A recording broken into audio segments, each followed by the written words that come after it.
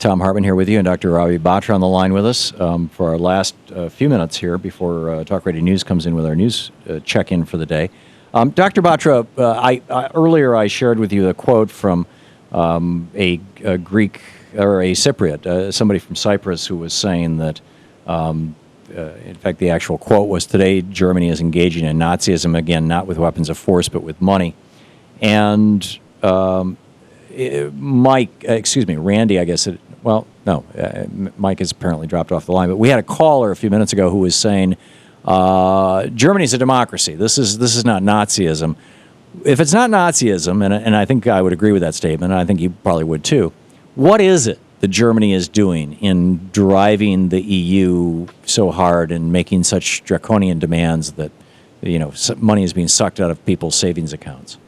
Germany is doing the right thing because running high budget deficits is no way to fix an economy.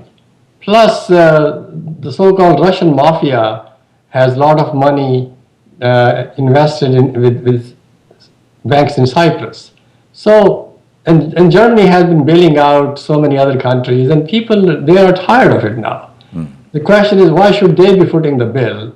They are not really running any monopolies. They don't have monopoly capitalism. They have, as you said yourself, have the labor representatives sitting on corporate boards. So I really don't think Germany is doing anything unfair.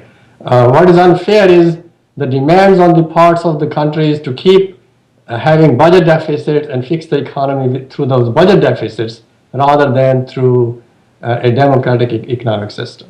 Right. So over the short term, President Obama has proposed that we raise the minimum wage to $9. The progressives in Congress are suggesting $10.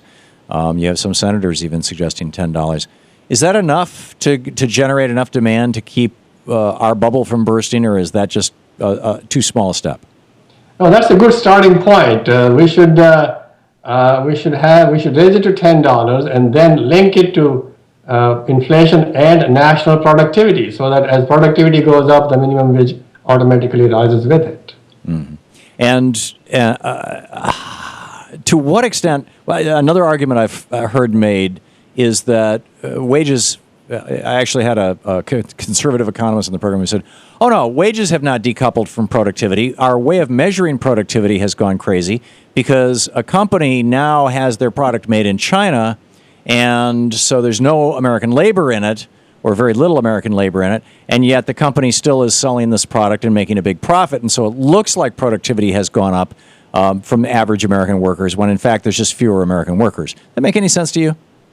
Well, part of this is true. Remember, it's outsourcing, free trade, trade deficits, all those things raise the productivity in the U.S. economy. But wages have to rise at the same time. Most of the increase in productivity has come from new technology. iPhone itself, then you have computers, robotics, all those have created huge jump in productivity. And so it's not just outsourcing, but there are other things as well. And so wages should be rising. Dr. Ravi Batra, thank you so much for being with us today, Dr. Batra. Thanks a lot. It is always a pleasure and an honor to have you on. Dr. Ravi Batra, check out his website, Ravi Batra, RAVIBATRA.com.